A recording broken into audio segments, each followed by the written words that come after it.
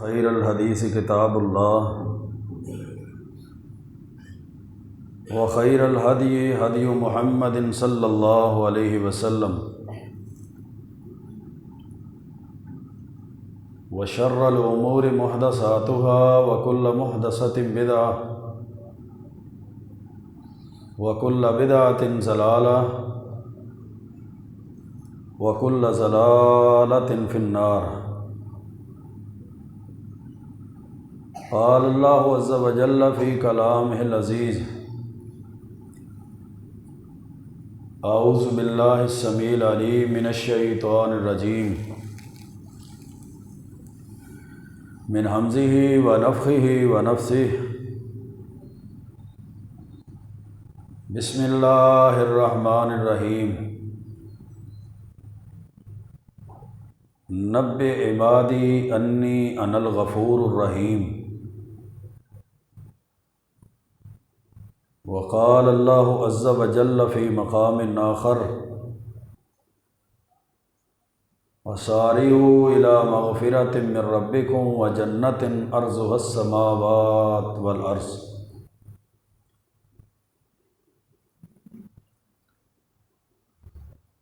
وقال رسول اللہ صلی اللہ علیہ وسلم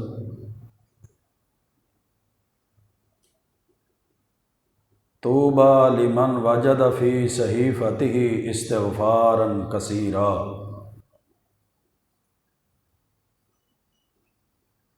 رواہ ابن ماجہ فی سننہ۔ رب اشرح لی صدری ویسر لی امری واحلل عقدۃ من لسانی یفقہوا قولی۔ رب زدنی علما سبحانک لا علم لنا الا ما علمتنا انک انت العلیم الحکیم۔ اللہم صل وسلم علی نبینا محمد وعلی آلہ وبارک وسلم وصلی علیہ۔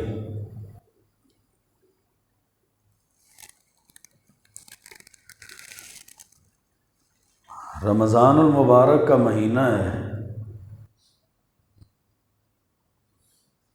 رحمتوں اور برکتوں والی گھڑیاں تیزی کے ساتھ گزر رہی ہیں۔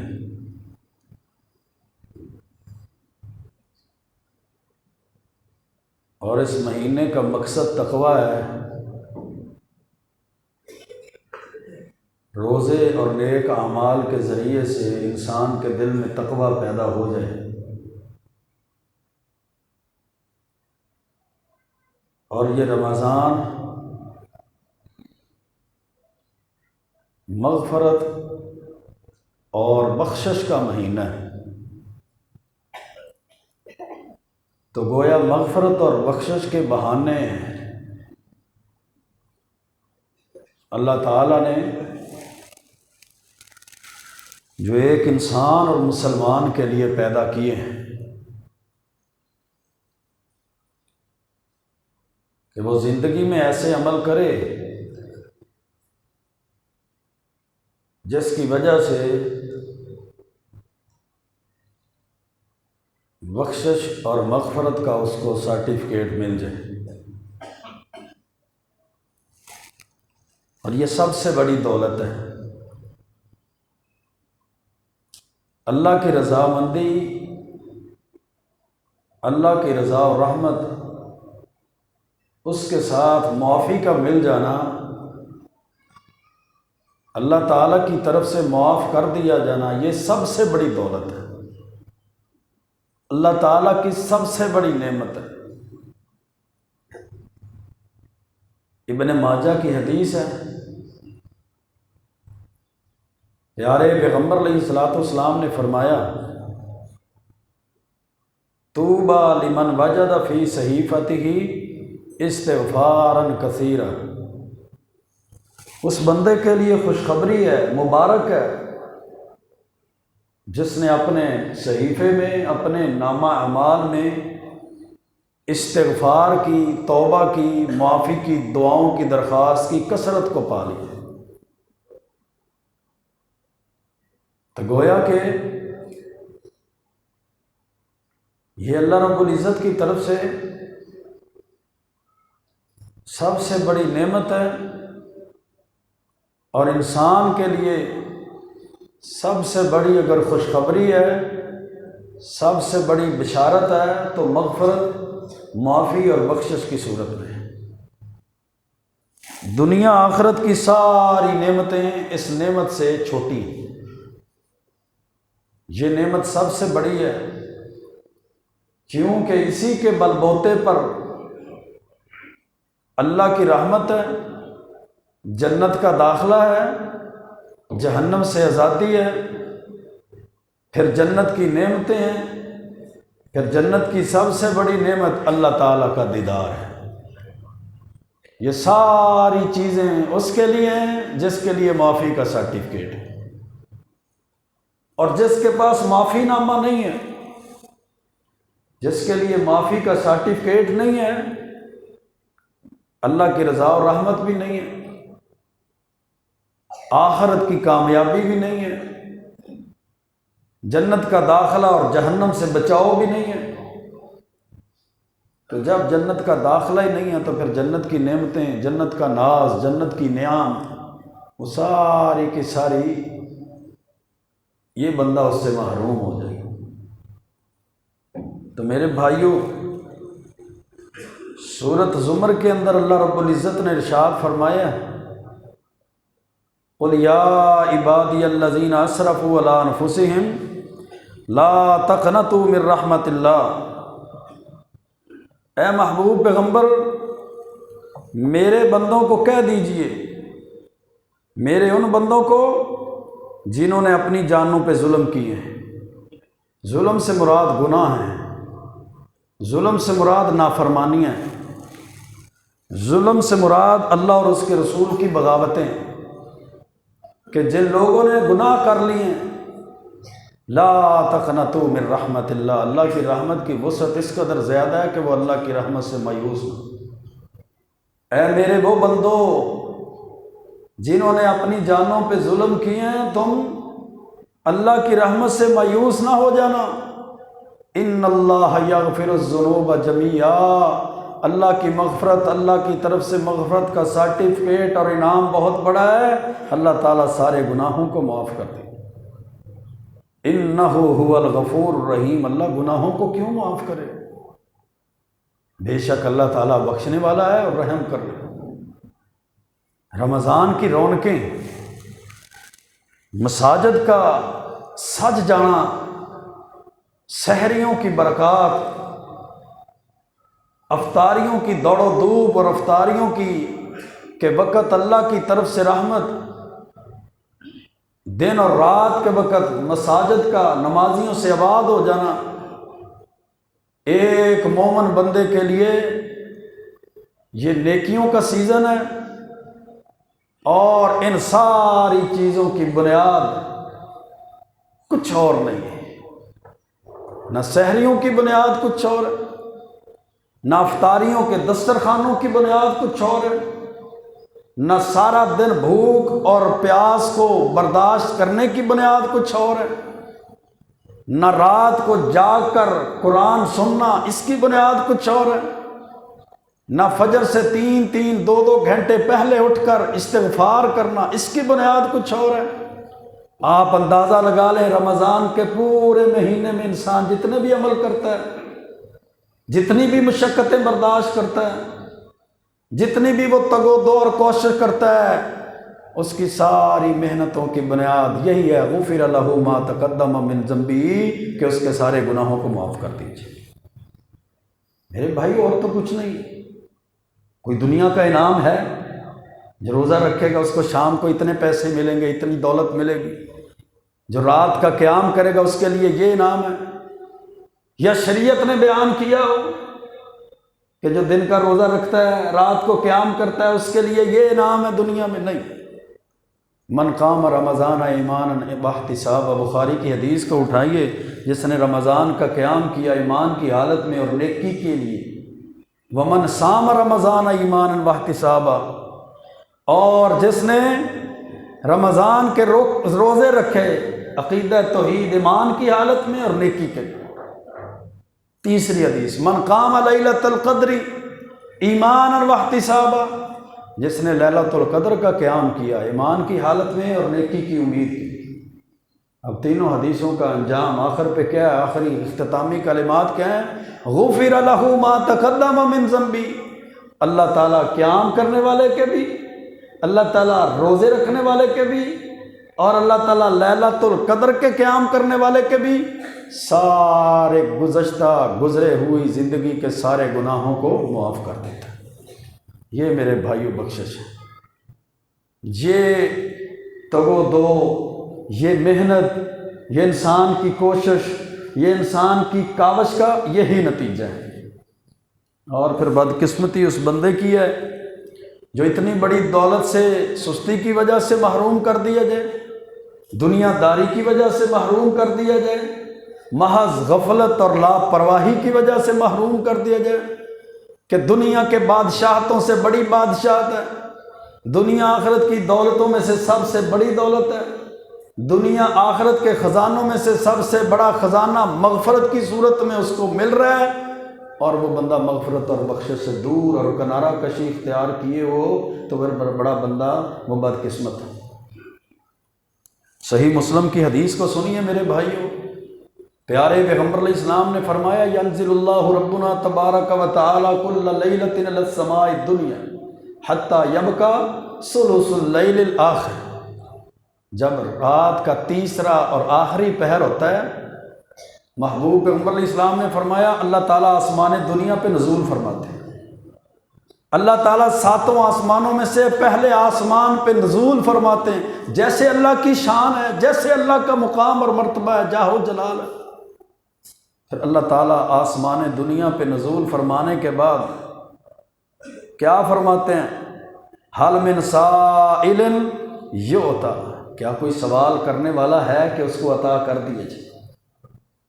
کیا کوئی سائل ہے، سوال کرنے والا ہے، گریہ زاری کرنے والا ہے، مانگنے والا ہے کہ دینے والا آسمان دنیا پہ نزول فرما چکا ہے، دینے والے نے رحمت اور برکتوں کے دروازوں کو کھول دیا ہے، دینے والا منادی کر رہا ہے، اعلان کر رہا ہے ہاں بھائی مجھ سے لے لو، ہے کوئی بندہ لینے والا؟ یعطی، وہ جو مانگے گا اس کو دے دیا جائے گا۔ وَهَلْ مِن دَاعٍ يُسْتَجَابُ لَهُ، کہ کوئی دعا کرنے والا ہے؟ دوسرا اعلان کیا کیا جاتا ہے؟ کیا کوئی بندہ دعا کرنے والا ہے؟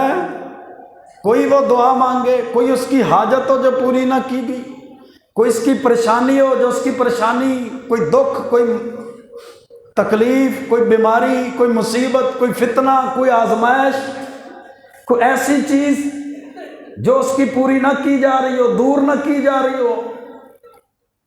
حل من داء، کو دعا کرنے والا ہے، یستجاب لہ، وہ دعا کرے اللہ اس کی دعا کو قبول کر لے گا۔ تیسرا اعلان کیا جاتا ہے میرے بھائیو، حل من مستغفر، سب سے آخر کو بخشش طلب کرنے والا ہے۔ اللہ آسمان دنیا پہ نزول، کائنات کا خالق اور مالک اور پوری دنیا کا رب، وحدہ لا شریک، مالک، خالق بھی وہ، مالک بھی وہ، رازق بھی وہ، کائنات کے ذرے ذرے کو پیدا کرنے میں اکیلا، کائنات کے ذرے ذرے کی ملکیت میں اکیلا، سمندر کے ایک قطرے سے لے کر پورے سمندر کو بنانے میں، ریت کے ایک ذرے سے لے کر پورے صحرا کو بنانے میں، ساری کائنات اور ایسی ہزاروں اور ہزاروں کائناتوں کو بنانے میں اکیلا کیا اللہ فرماتا ہے حل من مستغفرین، اور میرے بندو کیا مجھ سے کوئی معافی طلب کرنے والا ہے؟ وہ بندہ مجھ سے معافی طلب کرے، یغفر لہ، اور اس بندے کے گناہوں کو معاف کر دیا جائے۔ کتنے گناہ ہیں؟ کتنے گناہ ہیں؟ کتنے گناہوں کی معافی مل سکتی ہے؟ اس کی کتنی لمٹ ہے؟ اللہ تعالیٰ نے کوئی لمٹ رکھی ہے؟ آپ جامع ترمذی کی حدیث کو اٹھا کر دیکھیے، اللہ رب العزت نے اپنے محبوب پیغمبر کے ذریعے سے دنیا کو بنایا، بتایا، آگاہ کیا کہ حدیث قدسی ہے، اللہ تعالیٰ فرماتے ہیں یبن آدم، یبن آدم، اے ابن آدم، لو بلغت ذنوبک عنان السماء، اگر تیرے گناہ آسمان کی بلندیوں کو چھو رہے ہیں، اگر تیرے گناہ آسمان کی بلندیوں کو چھو رہے ہیں، اور دوسری روایت کے الفاظ ہیں یا ابن آدم انک لو اتیت بقراب الارض خطایا، اے ابن آدم اگر تیرے گناہوں کے ساتھ زمین بھر چکی ہے، یہ سارے بر اعظم بھر چکے ہیں، یہ خشکیاں اور تریاں زمین اور کائنات کی تیرے گناہوں سے بھری ہوئی ہیں، ثم لاتیتک بقرابها مغفرۃ، تو میرے پاس گناہوں کی معافی کے لیے آ، میں اتنی زمین بھر کے تجھے مغفرت اور بخشش عطا کر دوں گا۔ یہ اللہ تعالیٰ کی بخشش ہے، یہ اللہ کی رحمت ہے جو اللہ تعالیٰ عطا کر دیتا ہے۔ یہ اللہ تعالیٰ کی رحمتوں کی میرے بھائیوں وسعت اور رحمتوں کا ٹھاٹھے مارتا ہوا سمندر۔ لا تشرک باللہ شیئا، پھر اللہ نے شرط کیا لگائی ہے کہ تو میرا ساجی بنانے والا نہ ہو، میری صفات کو مخلوقات میں شامل کرنے والا نہ ہو، محبت اور عقیدت کے نام پر تم میرے اختیارات کو مخلوق میں شامل نہ کر دے، میری ذات صفات اختیارات میں میرا کسی کو ساجی اور شریک نہ بنا دے، تو شرک سے بچنا، اور شرک کے علاوہ اتنی زمین اور آسمان بھر کے گناہوں کا لے آنا۔ لاتیتک بقرابها مغفرۃ، میں اتنی بخشش، اتنی زمین بھر کر تجھے بخشش اور مغفرت عطا کر دوں گا۔ میرے بھائیوں، صحابہ کی تربیت اللہ کے رسول علیہ السلام نے کی تھی۔ دنیا کی سب سے بہترین اور سب سے کامیاب جماعت جو ہے وہ صحابہ کی جماعت ہے۔ نہ پچھلے نبیوں میں کسی کی بہترین اتنے ساتھی اور بہترین جماعت تھی جتنی اللہ کے رسول علیہ الصلوۃ والسلام کو اللہ نے بہترین جماعت دی۔ اولئک حزب اللہ، جن کو اللہ کی جماعت کہا گیا، جن کو اولئک هم المؤمنون حقا کہا گیا۔ مسند احمد کی روایت کو میرے بھائیوں سنیے، پہلے بھی یہ حدیث میں بیان کر چکا ہوں۔ صحابہ کے دو گروہ تھے، ایک انصار صحابی اور ایک مہاجرین صحابی۔ مہاجرین جنہوں نے مکہ سے مدینہ کی طرف ہجرت کی تھی، انصار صحابہ جنہوں نے ان کو ٹھکانے دیے، ان کو جگہیں دی، ان کو گھر دیے، ان کے ساتھ تعاون کیا، ان کی مدد کی۔ انصار زمیندار صحابہ تھے، زمیندارہ کرنے والے، زراعت کرنے والے۔ ایک دن پانی کی کمی کی وجہ سے، پانی کی مشکلات کی وجہ سے انصار صحابہ اللہ کے رسول علیہ الصلوۃ والسلام کے پاس تشریف لاتے ہیں۔ کس لیے آئے ہیں؟ کہ ہمیں نہر کی کھدائی کی اجازت مل جائے، ہماری زمینوں، ہماری فصلوں کے پانی کا مسئلہ ہے، وہ مسئلہ حل ہو جائے، آپ اجازت دے دیں، آپ آرڈر دے دیں، حکم فرما دیں، ہمارا یہ مسئلہ حل ہو جائے۔ تو زمیندار کے لیے آپ کو پتہ ہے، آپ زمیندار ہیں، زمیندار کے لیے اپنی فصل اور زمین کے لیے جو سب سے بڑا مسئلہ ہوتا ہے وہ پانی کا ہی مسئلہ ہوتا ہے۔ پانی کا مسئلہ اس کے لیے دنیا کا سب سے بڑا مسئلہ ہوتا ہے۔ جب انصار صحابہ اللہ کے رسول اللہ علیہ السلام کے پاس آئے نا، تو محبوب پیغمبر علیہ السلام نے فرمایا مرحباً بالانصار، او انصاریو خوش آمدید، جی آیا نو، ویلکم، تمہیں مرحبا، خوش آمدید ہو۔ واللہ لا تسالونی الیوم، اللہ کی قسم آج تم مجھ سے جو بھی مانگو گے نا، جو بھی سوال کرو گے، میں وہ چیز تمہیں اللہ سے لے کر دوں گا۔ صحابہ کرام ایمان کے کامل، تقوی کے کامل، ایمان کی بلندیوں اور چوٹیوں پہ اللہ کے رسول علیہ السلام کے ڈائریکٹ شاگرد، تقوی اور معیار کیسا۔ اب پانی والا مسئلہ بھول گئے، بیان ہی نہیں کیا۔ اب چھوٹے بڑوں سے، بڑے چھوٹوں سے مشورہ کرنے لگ گئے، فرمانے لگے اغتنموا، اس وقت کو غنیمت جانو، اس وقت کو غنیمت جانو۔ یہ جو آپ نے آفر کیا نا اتنی بڑی، کہ اللہ کی قسم آج تم مجھ سے جو بھی سوال کرو گے، مانگو گے، میں تمہیں وہ اللہ سے لے کر دوں گا۔ چھوڑو پانی کو، زمیندارے کو چھوڑو، معیشت کو، اکانومی کو، فصلوں کو، زراعت کو، دنیا کے معاملات کو چھوڑو، اللہ کے نبی سے ایسی چیز مانگو جو دنیا کی سب سے بڑی دولت، آخرت کی سب سے بڑی نعمت ہو۔ اب مشورہ کر کے کیا کہتے ہیں؟ ادعوا اللہ لنا بالمغفرہ، محبوب پیغمبر ہمیں اللہ سے مغفرت اور بخشش لے دیجیے۔ کیوں؟ پتہ تھا اگر مغفرت مل گئی نا تو یہ پانی، یہ نہریں، یہ دنیا کی بادشاہتیں، قرآن نہیں کہتا یود المجرم لو یفتدی من عذاب یوم بنی، جس کو مغفرت نہ ملی، جس کو بخشش نہ ملی، جس کو معافی نہ ملی، وہ کہے گا یا اللہ مجھ سے میرے بیٹوں کو لے لو، بیوی کو لے لو، میرے خاندان کو لے لو، میری پوری برادری قبیلے کو لے لو، حتیٰ کہ کل کائنات مجھ سے لے کر جہنم میں پھینک دو، فدیے کے طور پر مجھ سے لے لو اور مجھے جہنم کی آگ سے بچا لو۔ اللہ مال کے کائنات نے قرآن مجید میں اس طرح سے مجرم بندے کا نقشہ کھینچا ہے۔ صحابہ کرام کو ایمان اور یقین تھا کہ بخشش سب سے بڑی نعمت ہے، تو اللہ کے رسول علیہ الصلاۃ والسلام سے کہتے ہیں محبوب پیغمبر ادعو اللہ لنا بالمغفرہ، ہمیں اللہ تعالیٰ سے آپ معافی لے دیجیے۔ پھر قربان جائیں محبوب پیغمبر علیہ السلام کی سخاوتوں سے۔ آپ رحمت للعالمین پیغمبر ہیں، آپ ساری کائنات کے سردار، فرشتوں کے تاجدار، نبیوں کے امام پیغمبر ہیں۔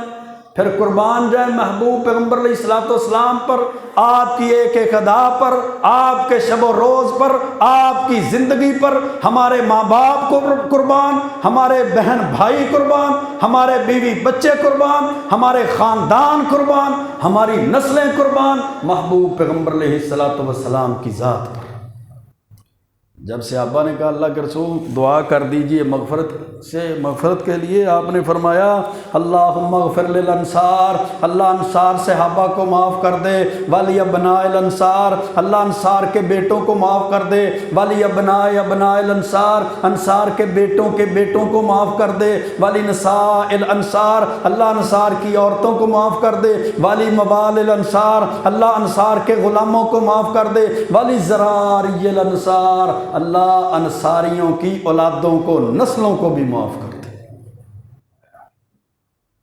میرے بھائیو، اس حدیث سے اندازہ لگایا جا سکتا ہے کہ جو اللہ تعالیٰ بندوں کو مغفرت دینا چاہتا ہے نا، جو اللہ تعالیٰ بندوں کو بخشش عطا کرنا چاہتا ہے، جو اللہ تعالیٰ بندے کو سب سے بڑی نعمت رمضان کی صورت میں، تلاوت قرآن کی صورت میں، روزے کی صورت میں، قیام اللیل کی صورت میں، لیلۃ القدر کے قیام کی صورت میں، اس بھوک اور پیاس اور تکلیف کو، مشقت کو برداشت کر کے دینا چاہتا ہے، وہ اللہ تعالیٰ کا انعام سارے انعاموں میں سے سب سے بڑا انعام۔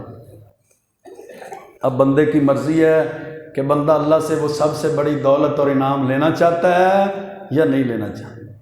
اب بندے کی مرضی ہے کہ بندہ وہ انعام حاصل کرنا چاہتا ہے یا باقی 11 مہینوں کی طرح اس مہینے میں بھی بے نمازی رہے، باقی 11 مہینوں کی طرح اس مہینے میں بھی شرک، کفر، بدعات، خرافات بکتا رہے، باقی 11 مہینوں کی طرح اس مہینے میں بھی سود پہ لگا رہے، باقی ماہ کی طرح اس مہینے میں بھی رشوتوں پہ لگا رہے، چغلیوں پہ لگا رہے، غیبتوں پہ لگا رہے، حسد اور بغض اس کے پیٹ اور دماغ اور دل سے نہ نکلے، باقی مہینوں کی طرح نافرمانیوں پہ لگا رہے، چوکوں اور چراہوں کے اندر، ہوٹلوں کی مجالس میں بنا رہے اور اللہ اور اس کے رسول کی معصیت اور نافرمانی میں وقت گزار دے، اور وہ دنیا کی چھوٹی چھوٹی نعمتوں کی خاطر دن رات جاگتا ہے، دن رات کوششیں کرتا ہے، اوور ٹائم لگاتا ہے، اپنی جناب تگ و دو کرتا ہے، اور سب سے بڑی نعمت کی خاطر جناب اس کے پاس وقت نہ ہو، اس کی معمولات زندگی نہ بدلے، اس کے شب و روز نہ بدلے۔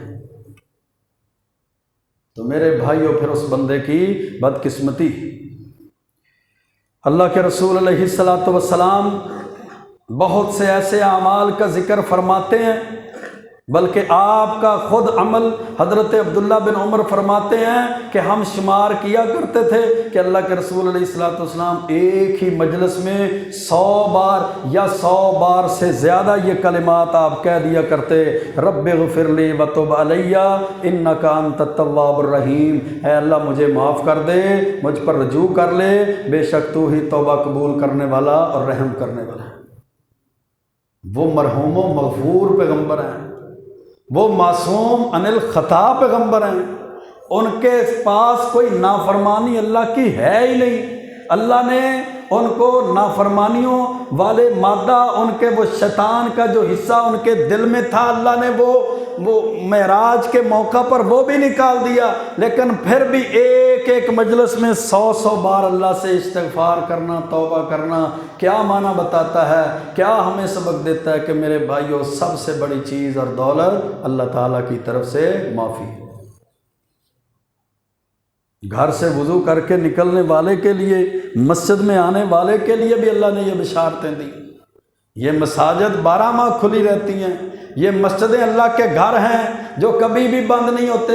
نماز بھی 12 مہینوں کے لیے، پورے سال کے لیے، پوری زندگی کے لیے فرض ہے۔ مساجد کا سلسلہ، جماعتوں کا سلسلہ، نمازوں کا سلسلہ بھی جاری ہے۔ اسی لیے محبوب پیغمبر نے فرمایا، صحیح بخاری کی حدیث ہے، ان احدکم اذا توضا فاحسن وَأَتَى الْمَسْجِدَ، بے شک جو بندہ وضو کرتا ہے، اچھی طرح وضو کر کے پھر مسجد میں آتا ہے، لا يريد الا الصلاۃ، مسجد میں آنے کا مقصد صرف نماز ہے کہ میں نماز پڑھنے کے لیے جا رہا ہوں، لم يخط خطوة الا رفعه الله بها درجة، وہ ایک قدم اٹھاتا ہے، اللہ اس کے ہر قدم کے بدلے ایک ایک گناہ معاف کرتے چلے جاتے ہیں، وَحَتَّ عَنْهُ خَطِيَّةً، درجہ بڑھاتے چلے جاتے ہیں اور اس کے گناہ معاف کرتے جاتے ہیں، حَتَّى يَدْخُلَ المسجدہ، جب تک وہ گھر سے چل کر مسجد میں داخل نہیں ہو جاتا، اللہ ایک ایک قدم کے بدلے اس کے گناہوں کو معاف کرتا ہے، اس کے درجات کو بلند کرتا ہے۔ پھر آپ نے وضو کیا جو مسنون وضو ہے سنت کے مطابق۔ اب تو فرقوں نے، جماعتوں نے، تنظیموں نے، مولویوں نے ہر چیز کے اندر ملاوٹ کر دی نا، دین بھی ملاوٹی بنا دیا، سحریوں میں بھی ملاوٹ ہو گئی۔ اذانوں سے سحریاں تھیں، اذانوں کے ساتھ افطاریاں تھیں، اب اس کو بھی بدل دیا، افطاری بھی اعلانوں پہ کر دی، سحری بھی اعلانات پہ کر دی۔ اب جناب دین کے اندر ان لوگوں نے، ان جماعتوں نے، فرقوں نے خالص نہیں رہنے دیا دین کو، قرآن و سنت کی تعلیمات کو خالص نہیں رہنے دیا۔ اسی طرح وضو سے لے کر نماز، روزے تک، جنازے تک، جتنے مسئلے دیکھ لیں ان میں انہوں نے ملاوٹ کر دی، دین کو خالص نہیں رہنے دیا۔ دین کے اندر اپنی اپنی مرضیاں، اپنے اماموں کے فتوے، اپنے مفتیوں کے فتوے، اماموں کی فقہ، اپنے قول اقوال، بزرگوں کی باتوں، پیروں فقیروں کی باتوں کو شامل کر دی۔ پھر ہم اس کو سمجھتے ہی کچھ، چلو پھر کیا ہے، ایسے بھی ٹھیک ہے، ایسے بھی ٹھیک ہے، پھر کیا ہے، اس طرح بھی ٹھیک ہے، اس طرح بھی ٹھیک ہے، کر لے تب بھی ٹھیک ہے، نہ کرے تب بھی ٹھیک ہے۔ یہ کسی کی جائیداد ہے، یہ کسی کے باپ دادا کی وراثت ملی ہوئی ہے اس کو، یہ کسی مولوی کے دادے کی، باپ کی وراثت میں اس کو دین ملا کہ جیسے تیرا دل کرے ویسے کر لینا، تیرا موڈ بنے تو نماز میں تبدیلی کر دینا، جنازوں میں تبدیلی کر دینا، تو نمازیں وہ طریقے بدل دینا، تو اپنے جناب قبرستان کی تدفین کے طریقے بنا دینا۔ تو نے مسجد کو بڑا ٹائم دے دیا، اب سحریاں اور افطاریاں اپنی مرضی کی کروانی شروع کر دینا۔ تو کلمات کفریہ اور شرکیہ مسجدوں کے لاؤڈ سپیکر میں کھول کر اس کو بیان کرتے چلے جانا۔ یہ لاوارث دین ہے، اس دین کا کوئی وارث نہیں ہے، اس دین کا کوئی حفاظت کرنے والا نہیں ہے۔ نہیں میرے بھائیو، یہ منزل من اللہ دین ہے جس کی شرط ہی یہ ہے، دین وہی ہے جو اللہ نے نازل کر دیا اور قلب محمد پہ نازل ہوا ہے صلی اللہ علیہ وسلم، اس کے علاوہ کوئی دین ہو ہی نہیں سکتا۔ ہم نے سمجھ لیا دین کو کون پوچھنے والا ہے، کسی کی 4 انچ کی دیوار کو سائڈ پہ کر دیں، پورے گاؤں میں، پورے شہر میں، کالونی میں، ٹاؤن میں لڑائی جھگڑے ہو جاتے ہیں، اور دین کی بنیاد اور دیوار کو پورے کا پورا بدل دیں، ہمیں کوئی پوچھنے والا نہیں ہے۔ کیوں جی، کیوں ہمیں کوئی پوچھنے والا نہیں ہے؟ آپ نبی ہیں، آپ پہ نبوت نازل ہو چکی ہے کہ آپ کوئی پوچھے نا؟ آپ پہ اب اللہ کی طرف سے نبوت کے نزول ہونے شروع ہو گئے کہ آپ کی بات کوئی نہ کی جائے، آپ جو مرضی کرتے چلے جائیں۔ اور نہیں میرے بھائیوں، یہ حق ہے، علماء کا بھی حق ہے، عوام کا بھی حق ہے، دین کو مضبوطی سے پکڑیں، دین کے ساتھ تعلق کو مضبوط رکھیں۔ میرے بھائیوں، ہماری نسلوں کی کامیابی بھی اسی میں ہے، ہماری فصلوں کی کامیابی بھی اسی میں ہے، ہماری دنیا کی کامیابی بھی اسی میں ہے، اور ہماری آخرت کی کامیابی بھی اسی میں۔ ہم جو کہتے ہیں نا چلو کوئی گل جتھے کو لگ گیا ٹھیک لگ گیا، اپنے مسلک کو چھیڑو نہ، کسی کے مسلک کو چھوڑو نہ، کیا نہ چھوڑو، کیا نہ چھیڑو، اپنے مسلک کو نہ چھوڑو اور کسی کے مسلک کو نہ چھیڑو، شرک بکتے چلے جائیں، بدعات اور خرافات لوگوں کے گھروں میں ڈالتے چلے جائیں، وہ جناب دین کو ختم کر کے اس کی جگہ پر شیطانی راستوں پہ گول کھلاتے چلے جائیں۔ ہم کہتے ہیں جی کوئی بات نہیں۔ اور نہیں میرے بھائیوں، یہی سب سے بڑی بات ہے، یہ سب سے بڑی بات ہے۔ ام لہم اللہ نے قرآن میں کیا فرمایا؟ ام لہم شرکاء شرعوا لہم من الدین ما لم یأذن باللہ، کیا انہوں نے اللہ کو چھوڑ کر ایسے شریک بنا لیے ہیں وہ اپنی مرضی کا دین ایجاد کرتے چلے جائیں، اپنی مرضی کے فتوے دیتے چلے جائیں، اپنی مرضی کے مسئلے بیان کرتے چلے جائیں، اپنی مرضی کی شریعت گھڑتے چلے جائیں؟ ایسی بات یہ اللہ کو بڑی ناپسندیدہ بات۔ ہم تو کمپرومائز کر لیتے ہیں نا، کیا کریں جی، کاروباری تعلق ہے، کیا کریں، پیسے لینے ہیں عید پہ، گندم لینی ہے، جناب 27ویں بھی تو کٹھی کرنی ہے، یہ ہمیں ختم شریف پہ نہیں بلائیں گے، یہ بابے کے ختم پہ بڑا مال دیتے ہیں وہ نہیں دیں گے، ہم سودے کر لیتے ہیں سودے۔ اللہ نے بھی سودا کیا ہے، ان اللہ اشتری من المؤمنین انفسهم واموالهم بان لهم الجنہ، اللہ نے مومنوں سے ان کے مال بھی لے لیے ہیں، اللہ نے مومنوں سے ان کی جانیں بھی لے لی ہیں، اور بدلے میں اللہ نے سب سے قیمتی چیز، سب سے دنیا آخرت کے اندر دنیا وما فیہا کی، جس کی دنیا وما فیہا کی دولتیں جس کا مقابلہ نہیں کر سکتی، وہ جنت اللہ نے بدلے میں مومنوں کو عطا کرتی۔ ہم حسبتم ان تترکوا، کیا تم نے سوچ لیا ایسے ہی چھوڑ دیے جاؤ گے؟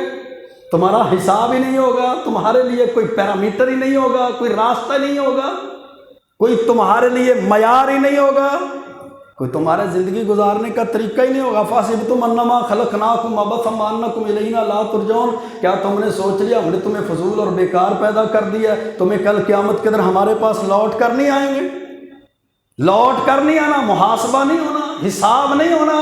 جس رب نے زندگی دی، زندگی کی سانسیں دی، جس نے ہمیں دین کی دولت دی، مسئلے بتائے، شریعت بیان کی، فہم دیا، عقل دی، علم دیا، وہ اللہ پوچھے گا نہیں علم پہ عمل کیا تھا یا نہیں کیا، یا اپنی مرضی کرتے چلے جائے؟ اللہ کے اتنے بہترین اور قیمتی دین کو تم چند ٹکوں کی خاطر بیچ دیتے تھے؟ تمہارا دین، تمہارا ایمان اتنا کمزور تھا، ایک جناب بریانی کی پلیٹ پر، ایک سموسے کی پلیٹ پر، ایک کھانے کی پلیٹ پر بک جاتا تھا؟ تمہارا دین اور ایمان اتنا کمزور تھا کہ محرم آتا تم سبیلوں پہ اپنا دین بیچ دیتے، سفر آتا نحوستوں پہ دین بیچ دیتے، دوسرا مہینہ آتا رسم و رواج پہ دین بیچ دیتا، تیسرا مہینہ آتا تم اپنی جماعتوں اور اپنے فرقوں اور گروہوں کے لیے دین بیچتے۔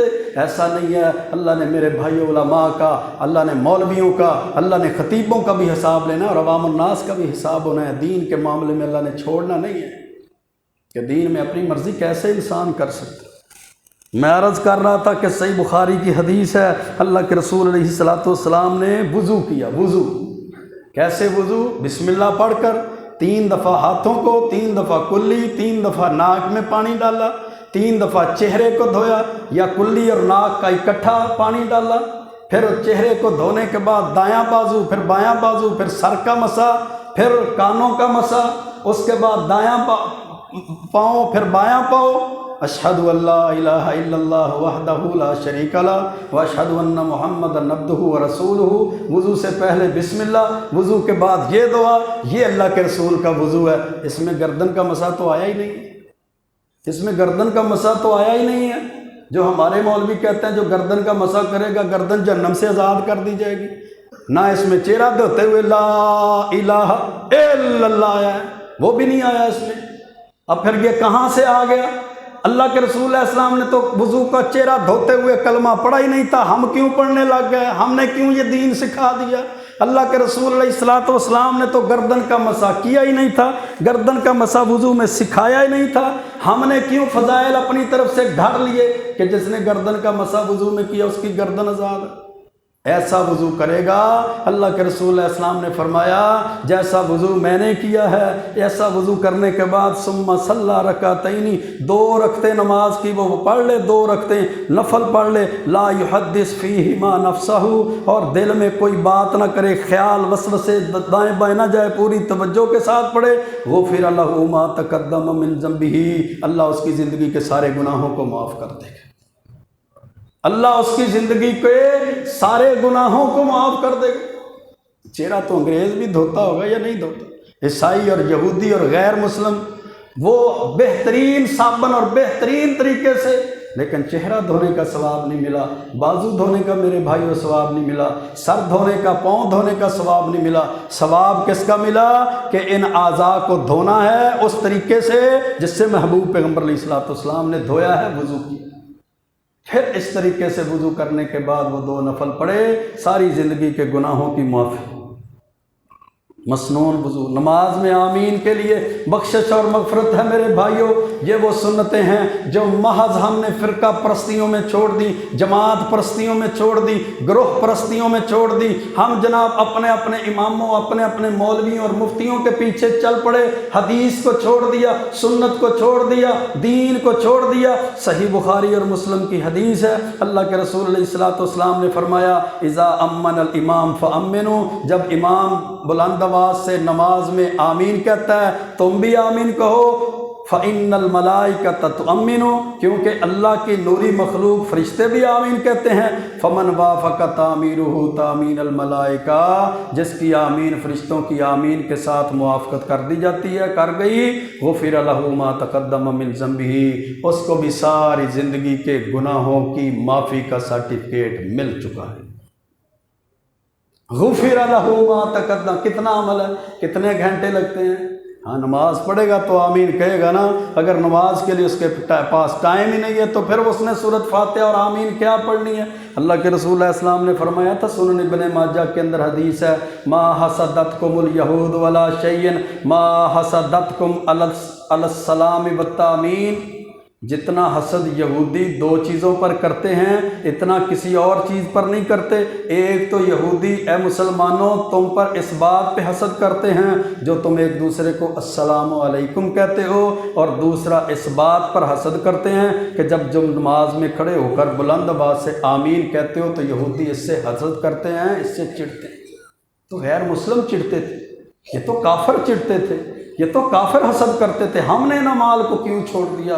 میرے بھائیو اگلا عمل، قل ان کنتم تحبون اللہ فاتبعونی یحببکم اللہ ویغفر لکم ذنوبکم، اللہ کی محبت کو حاصل کرنا ہے، اگر بخشش اور معافی کے سرٹیفکیٹ لینے ہیں تو اللہ کے رسول علیہ الصلوۃ والسلام نے ان اعمال کا ذکر فرمایا۔ اللہ کا قرآن سورۃ آل عمران میں فرماتا ہے، اے محبوب پیغمبر اگر کہہ دو ان کو اگر تم اللہ سے محبت کرتے ہو تو پھر میری پیروی کرو۔ جب اللہ کے رسول کی پیروی کرو گے، سنت حدیث پر چلو گے، محبوب پیغمبر کے راستے پر چلو گے، اللہ تمہیں اپنا محبوب بھی بنا لے گا اور تمہارے سارے گناہوں کو معاف بھی کر دے گا۔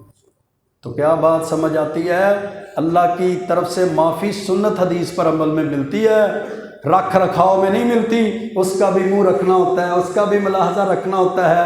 برادری کا رسم و رواج بھی ہے جی، طور طریقے ہیں، پھر ان پر بھی چلنا ہے۔ طور طریقے، رسم و رواج، منہ ملاحظہ، پھر یہی بچتا ہے۔ بخشش اور مغفرت نہیں ملے گی، دین نہیں ملے گا، محبوب پیغمبر کی محبت نہیں ملے گی، اللہ کی محبت نہیں ملے گی۔ اس کے لیے کیا طریقہ اللہ کے رسول علیہ الصلوۃ والسلام نے قرآن کے ذریعے سے امت کو بیان کیا، بتایا ہے، ان کنتم تحبون اللہ فاتبعونی، اس کے لیے سنت حدیث پر چلنا پڑے۔ ناراض ہو جائے گی برادری، بیوی ہو جائے گی، بچے ہو جائیں گے، برادریاں، کاروبار، معاملات، ناراضگی ہو جائے گی، لیکن اللہ کی طرف سے بخشش اور مغفرت مل جائے گی۔ ایک بدوی صحابی نے اللہ کے رسول علیہ الصلوۃ والسلام کے سواری کے لگام کو پکڑا، لگام کو پکڑ کر وہ کہتا ہے، اللہ کے رسول اخبرنی بما یقربنی من الجنہ، مجھے ایسے عمل کی خبر دیجئے جو مجھے جنت کے قریب کر دے اور جہنم سے دور کر دے۔ آپ نے فرمایا تعبد اللہ ولا تشرک بہ شیئا، اللہ کی عبادت کر، اللہ کے ساتھ کسی کو شریک نہ کرنا، وتقیم الصلاۃ وتؤتی الزکاۃ، نمازیں پڑھتے رہنا، زکوٰۃ ادا کرتے رہنا، اسلام کے بنیادی ارکان کی حفاظت کرنا، وتصل الرحمہ، رشتہ داری کو جوڑتے رہنا۔ اس نے کہا اللہ کی قسم جس کے ہاتھ میں میری جان ہے، جو آپ نے مجھے بتایا ہے اس میں کمی بیشی نہیں کروں گا۔ صحیح مسلم کی حدیث ہے، آپ نے فرمایا میرے صحابہ جس بندے نے کسی جنتی کو دیکھنا ہے وہ اس بندے کو دیکھ لے، یہ پکا جنتی، وہ اس بندے کو دیکھ لے، یہ پکا جنتی ہے۔ حضرت ابو ہریرہ رضی اللہ تعالیٰ عنہ فرماتے ہیں، ایک آدمی چل رہا تھا، راستے میں چلتے چلتے اس کو ٹہنی شاخ کانٹوں والی نظر آئی، اس نے اٹھا کر اس کو دور کر دیا۔ حدیث ہے صحیح بخاری کی، فشکر اللہ لہ فغفر لہ، اللہ رب العزت نے اس کے اس عمل پر اس کو معافی دے دی، اللہ نے اس کی زندگی کے گناہوں کو معاف کر دیا۔ میرے بھائیو آئیے آج وہی رمضان اسی بخشش اور مغفرت کو لے کر تیزی سے گزر رہا ہے۔ ضرورت اس امر کی ہے کہ سب سے پہلے ہم اپنے عقیدوں کو صحیح کریں، سنت اور حدیث کے مطابق رمضان کے معمولات اور اعمال کو گزاریں، پھر تیسرے نمبر پر ہم رمضان میں زیادہ سے زیادہ اعمال کریں، فرائض کی پابندی کے ساتھ ساتھ نفل و نوافل کا اہتمام کریں، فرائض کی پابندی کے ساتھ ساتھ وہ اعمال جو اللہ اور اس کے رسول کے پسندیدہ اعمال ہیں ان کو اختیار کریں۔ مسند احمد کی حدیث ہے میرے بھائیوں، مسند احمد کے اندر حضرت عبداللہ بن عباس فرماتے ہیں کہ اللہ کے رسول علیہ السلام کے پاس ایک دن قریش آئے، انہوں نے کہا آپ اگر سچے نبی ہیں تو اللہ سے دعا کیجئے یہ صفا پہاڑی جو ہے وہ سونے کی بن جائے، سونے کی، اگر سونے کی بن گئی نا، سونا بن گیا پورا پہاڑ، صبح کو ہم آپ پر جناب آپ کی بیعت کر لیں گے، اسلام قبول کر لیں گے۔ اللہ نے جبریل امین علیہ السلام کو نازل فرما دیا، فرمایا جبریل میرے محبوب پیغمبر کو میرا سلام کہنا اور ساتھ یہ کہہ دے ان شئت اسبغ لہم الصفا ذہبا، اگر آپ چاہتے ہیں تو ان کے لیے صفا پہاڑی کو سونے کا بنا دیں گے، لیکن فمن کفر منہم عذبتہ عذابا، جس نے بعد میں پھر کفر کیا نا تو پھر میں ایسا عذاب دوں گا جیسا عذاب کسی نے دنیا میں نہیں دیا ہوگا۔ وَإِن شئت، اور اگر آپ چاہتے ہیں تو صفا پہاڑی کو سونے کا نہ بنایا جائے بلکہ فتحت لہم باب التوبۃ والرحمہ، میں ان کے لیے قیامت کی دیواروں تک توبہ کے اور رحمت کے دروازوں کو کھول دیتا ہوں۔ اللہ کے رسول علیہ السلام نے فرمایا یا اللہ میری امت کے لیے بل باب التوبۃ والرحمہ، توبہ اور رحمت کے دروازوں کو کھول دے۔ جس محبوب پیغمبر نے امت کے لیے توبہ اور رحمت کے دروازوں کو کھولنے کی دعائیں کی ہیں، اور جس رب نے امت کے لیے توبہ اور رحمت کے دروازوں کو مخلوق کے لیے کھولا ہوا ہے، تو اس رب کے لیے، اس امت کے لیے، اس دین کے لیے یہ سارے تقاضے بنتے ہیں کہ بندہ دین کی طرف آ جائے، شریعت کی طرف آ جائے، اسلام کی طرف آ جائے، قرآن و سنت کی طرف آ جائے۔ اللہ سے دعا ہے اللہ ہمیں صحیح معنوں میں اسلام کی تعلیمات پر عمل کی توفیق عطا فرمائے۔ وأقول قولی ھذا استغفر اللہ لی ولکم ولسائر المسلمین۔